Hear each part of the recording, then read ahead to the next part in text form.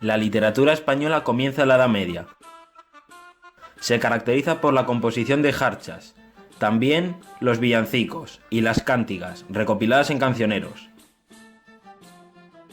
Podemos dividir esta etapa en dos periodos: mester de juglaría, recitado por juglares y trovadores, donde destacan el cantar del Mío Cid, anónimo e incompleto, en el que se conserva una copia de Pere Abad, y los cantares de gesta, como el cantar de Roldán, el cantar de Nibelungos. También el mester de cleresía, compuesto por el clero y trataban temas religiosos, con intención didáctica y moralizante. Destaca la cuadernavía, estrofa destinada a la lectura en voz alta, con sus tres obras más importantes: Milagros de Nuestra Señora, de Gonzalo de Berceo; Libro del Buen Amor, de Juan Ruiz, arcipreste de Hita; y El Conde Lucanor, de don Juan Manuel.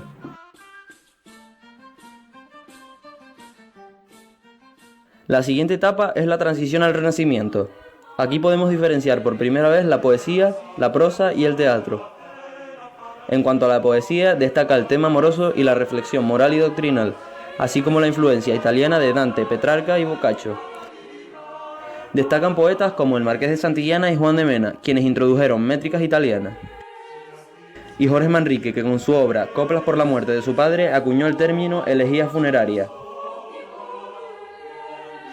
Además, apareció por primera vez el romancero, que son composiciones poéticas de carácter épico o narrativo.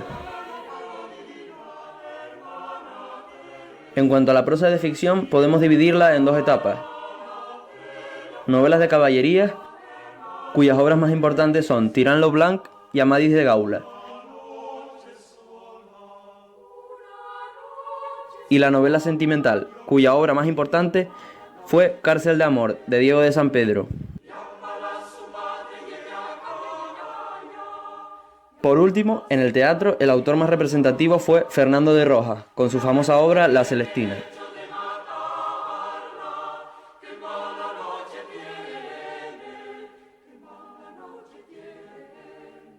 Y comenzamos con la etapa del Renacimiento.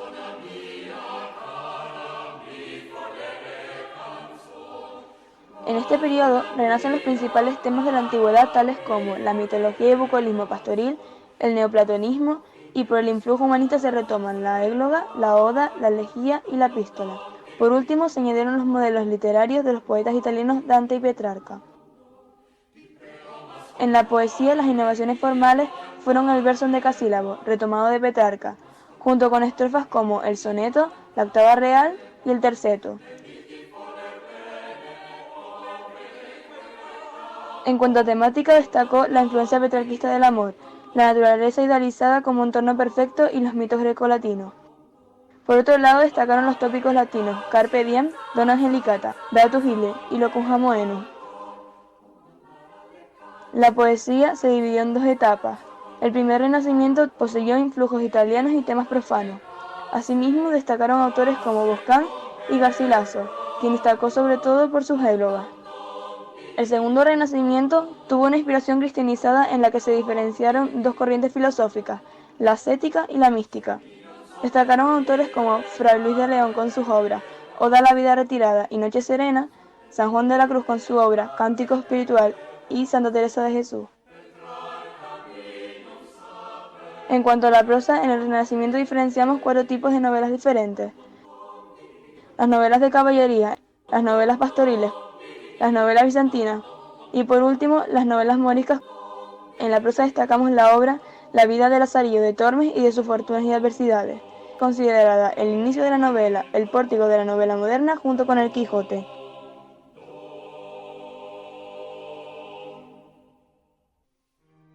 En el barroco, la literatura y las artes experimentan un prodigioso esplendor correspondiente a la segunda mitad del siglo de oro. Respecto a la poesía, destacan dos movimientos: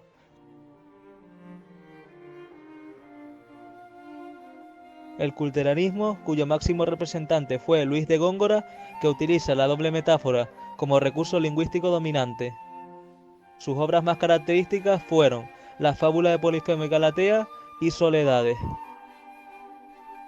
Por otro lado, el conceptismo, cuyo representante fue Francisco de Quevedo, de quien destacan la poesía amorosa y la poesía satírico-burlesca, donde caricaturiza aspectos de la realidad y se burlaba, entre otros, del aspecto físico de Luis de Góngora.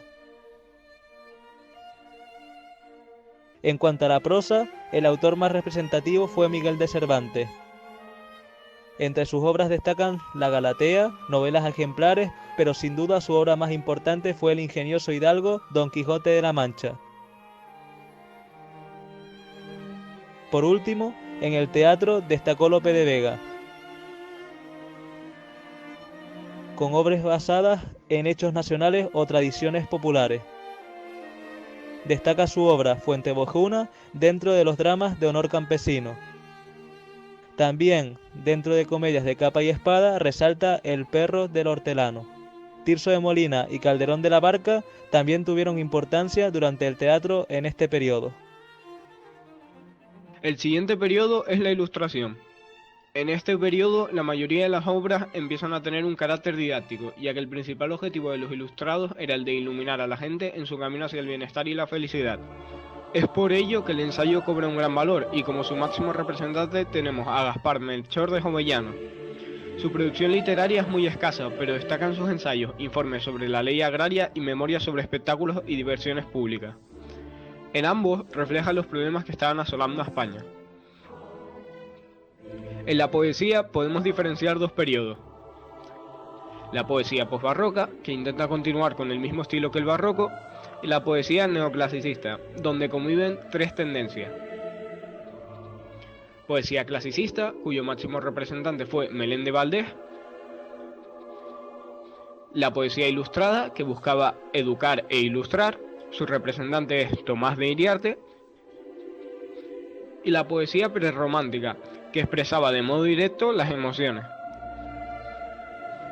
Como referente de la prosa ilustrada tenemos a José Cadalso y sus obras Cartas Marruecas y Los eruditos a la violeta.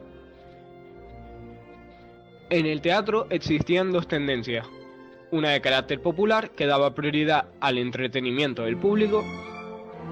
En él destaca Ramón de la Cruz y sus sainetes, y otra clasicista que pretendía deleitar y enseñar. Leonardo Fernández y su obra El sí de las niñas fueron los más significativos de esta.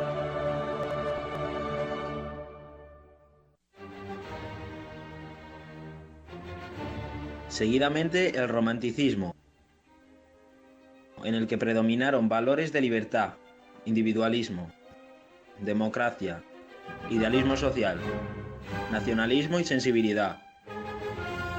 Se puede dividir en dos corrientes: el romanticismo conservador y tradicional, en el que destacan José Zorrilla y el Duque de Rivas, y el romanticismo liberal, con José de Espronceda y Mariano José de Larra. La poesía romántica se puede dividir en dos tipos: la poesía narrativa, donde destaca José Espronceda con El estudiante de Salamanca, y la poesía lírica, con su obra La canción del pirata. También está Rosalía de Castro con Las orillas del Sar, y a Gustavo Adolfo Bécquer con las rimas de carácter simbolista.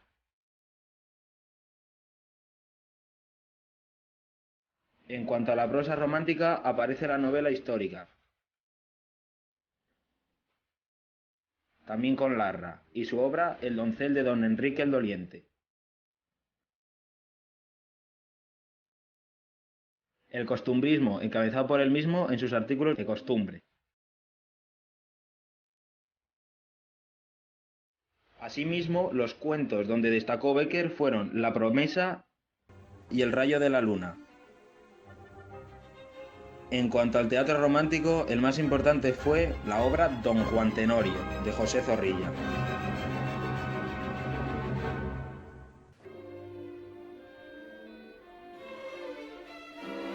Continuamos con el realismo y naturalismo, en los cuales destaca un sentimiento de positivismo, materialismo y determinismo.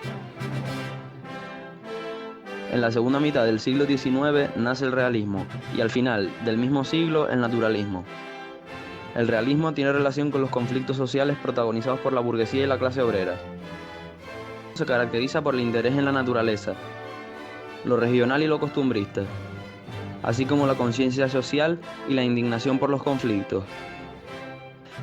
Además, se abandona la imaginación y adquiere gran importancia el krausismo, defensor de la tolerancia, de la convivencia pacífica y el equilibrio entre razón y religión. En cuanto a la poesía, en ella se pone de manifiesto los gustos de la burguesía dominante en un contexto donde la cultura y la política se encuentran unidas. La principal figura fue Ramón de Campoamor, cuyo ideal poético fueron el prosaísmo, que era una poesía muy cercana a la prosa, la ironía y el estilo sentencioso. Entre sus obras destacan pequeños poemas y doloras. Durante el realismo, el principal protagonista fue la prosa, y el género de mayor alcance fue la novela, que florece debido al influjo de la industria editorial. Nace la novela de tesis, que fue el modelo narrativo que respondió a las necesidades del momento. En ella, los autores de planteamientos ideológicos opuestos defendían sus ideas.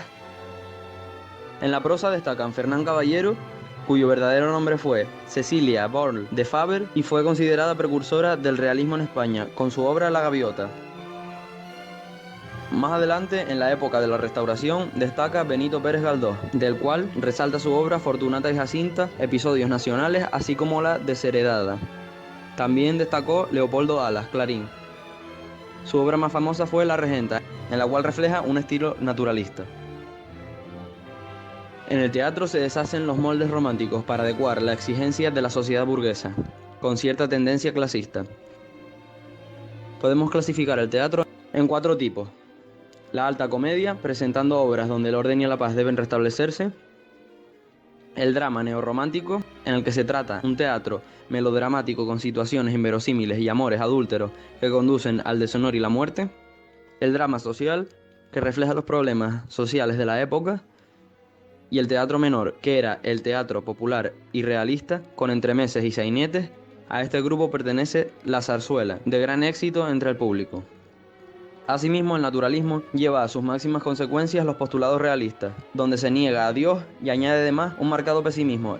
El principal autor de esta etapa fue Émile Zola.